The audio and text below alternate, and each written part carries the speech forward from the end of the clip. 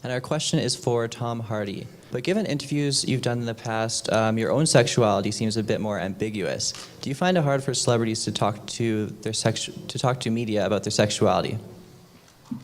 What on earth are you on about?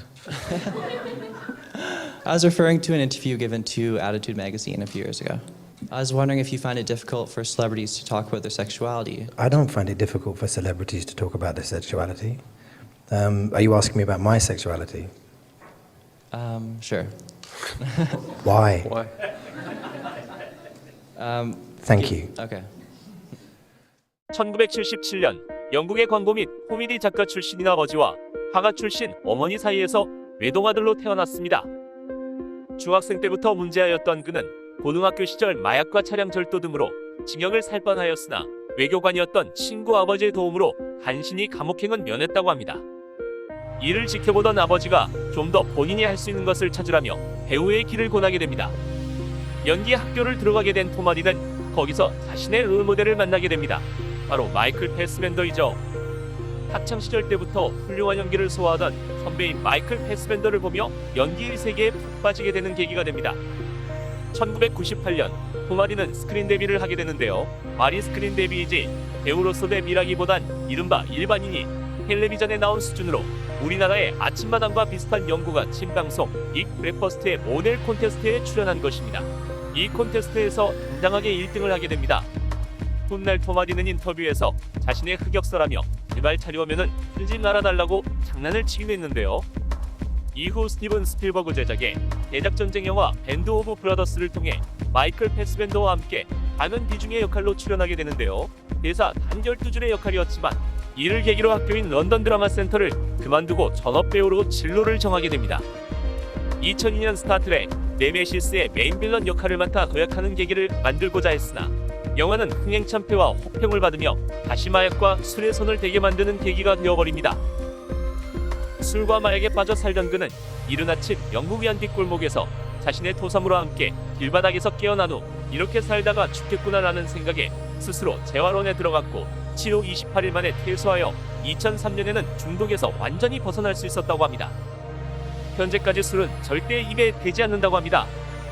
그 후 여러 작품에 출연하며 고군분투하였으나 빛을 보지 못하자 그는 연기를 중단하고 군에 입대하기 위해 준비하던 중 마지막으로 오디션을 보게 되는데 그 영화가 그의 인생 영화가 됩니다.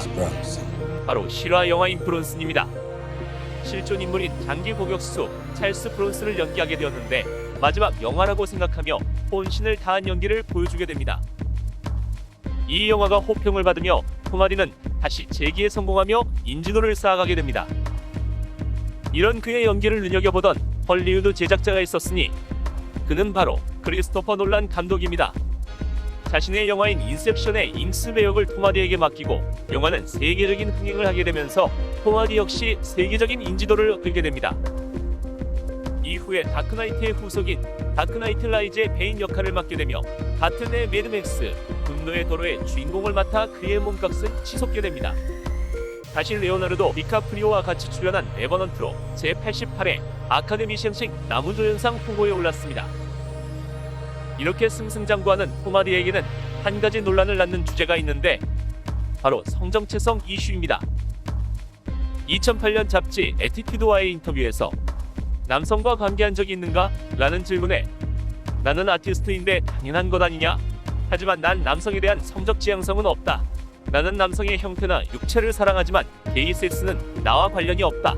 난 이제 30이 넘었고 실험은 마쳤다. 라고 답변했던 것입니다. 이후 그에 대해 다른 TV 프로에 출연해서 비슷하게 답변했다가 2011년 사실은 그런 적 없으며 말이 잘못 이해되었을 뿐이라고 아주 직설적인 어휘를 사용하여 확실하게 정정하기도 했습니다. 기자들이 늘 그렇듯 평범한 문장에서 자극적인 어휘들만을 골라냈다는 것에 불쾌감을 표했으며 영화 레전드 프리미어 기자회견에서 예전 아티튜드 잡지를 언급하며 자신의 성정체성에 대해 무리한 sure. 질문을 한 기자를 Why? Thank you. Okay. 로 응수하는 등 이에 대해 불쾌감을 느낀다는 것을 완곡하게 표현하기도 했습니다. 이처럼 인터뷰에서 상당히 자신의 의견을 솔직하게 얘기하고 그것으로 인해 오해를 사는 경우가 종종 있어서 이슈나 가십에 오르는 경우가 있다고 합니다. 영화 워리어 관련 인터뷰에서 영화를 선택한 이유를 묻자 자신의 할리우드 진출에 도움이 될 것이라 생각했다고 이야기를 한다든지, 다른 영국 배우들에 비해서 고음 성공에 대해 노골적으로 말하는 편이라고 합니다.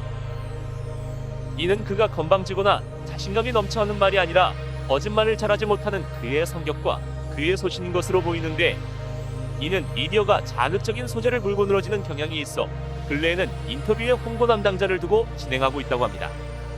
터프가이의 이미지인 톰 하디는 의외로 마음이 약하며 동물을 사랑하는 배우로 많이 알려져 있습니다. 오늘도 영상 시청해주셔서 감사합니다. 다음 주에 뵙겠습니다.